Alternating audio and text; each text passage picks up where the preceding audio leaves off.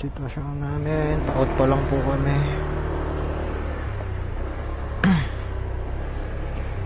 5 o'clock in the morning. The rise.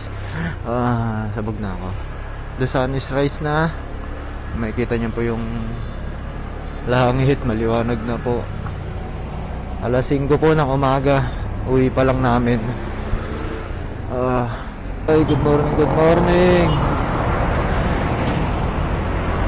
Sakit na ng ulo ko. Naantok na ako. Ay, dasal muna tayo. Okay lang po, ingatan niyo po ang bawat isa sa amin.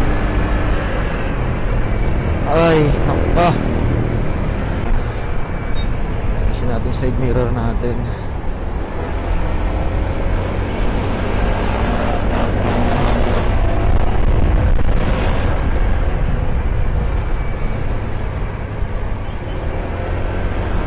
Here we go.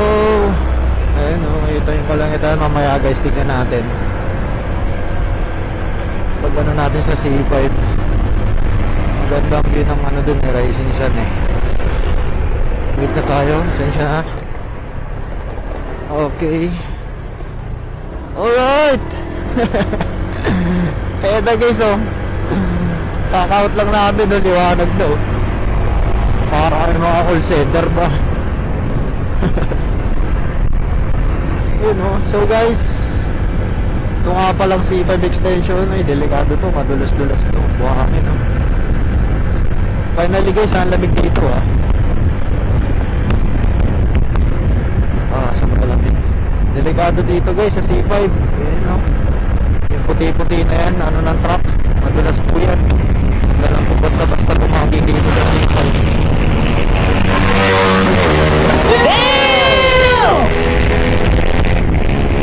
Racing ah.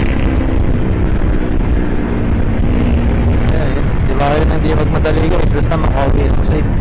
Makakauwi din naman ng bahay maski mabagal yung takbo. Nakikita nyo guys oh, sobrang kinis na kasi ng ano eh, kalsada ngayon dito sa C5 extension. Bali simula SM, pagpasok mo ng SM hanggang crossing ng Muntinlupa ng multinational at ng Kaingin, espalto na po, makinis na po siya. Ayan. Oh my god, the rising shine, the rising shine, you are my sunshine. Uwi alas 5. Saway na ako sa kanta mo, LB. Shine. Ay, normal pa ba to?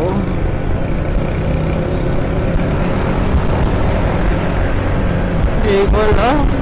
Tama ba pa itong aking nararamdaman? Oh my god!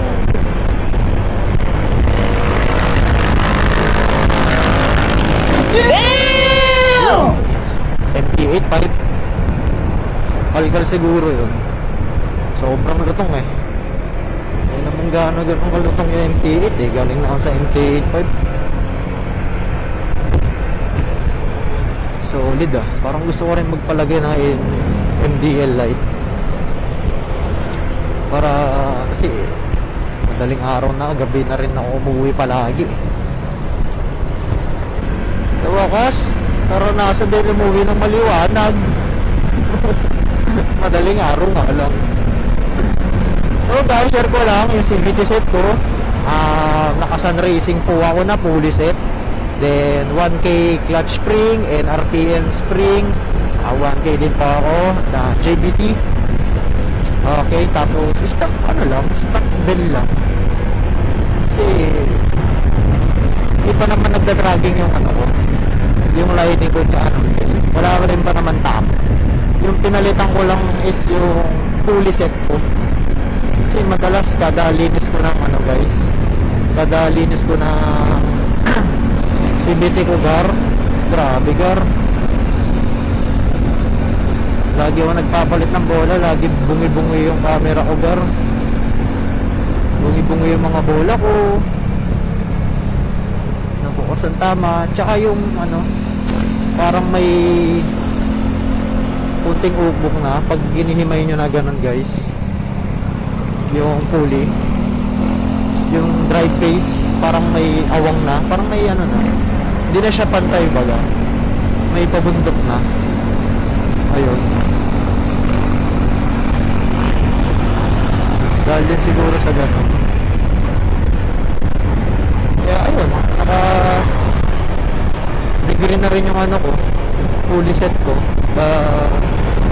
Yung Sun Racing na bago, yung naka-box, kasi tinry ko lagyan ng washer yung pulley. Isa lang yun nilagay ko eh, pero hindi na siya mapagpag. Ayun, tama guys, oh, parang 20 yan. Ayan, oh, ganyan yung palo niya guys. Bilis, kasi piga ako ganyan siya. Ano lang piga ako, yung exilaw. 750, mabilis siya umangat guys eh. Kumbaga, yung kinagandaan din ng 1K RPM na clutch, tsaka clutch, kumbaga malakas yung dulo niya eh. May dulo rin siya, tapos may hataw siya dahil sa pulley na pinalitan ko. Tapos nagpalit din ako ng bola, nagpalit ako ng 13 grams. So tatry ko yung 12. Timbang ko 79 kilo yung timbang ko. So goods din naman daw yung 13 grams na bola. Solo ride naman o mayangkas. So alam ko pag mayangkasin ka palagi, tapos parehas kayo mabigat, much better yung stock grams kayo na bola, 15 grams ganun. Kung solo kayo, tapos magaan-gaan kayo, mga nasa around 60 kilos, 70 kilos, papalo din naman yung 11 grams na bola, tsaka 12, ganyan. So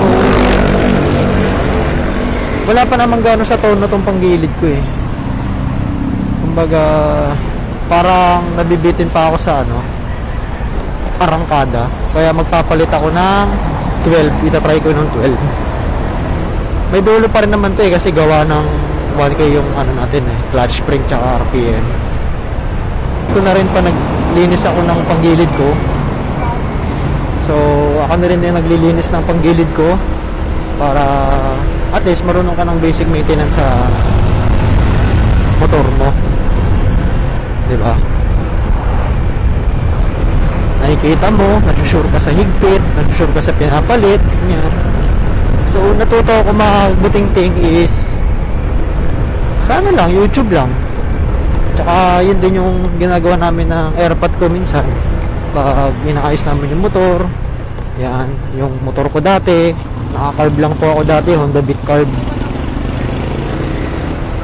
So ayun, continue na lang natin kwentuhan natin next vlog kasi malapit na ako sa aming bahay. Pagpahinga rin po ako agad. So ayan, dito na tayo sa ating bahay. Okay, buksan yung gate. Ayan.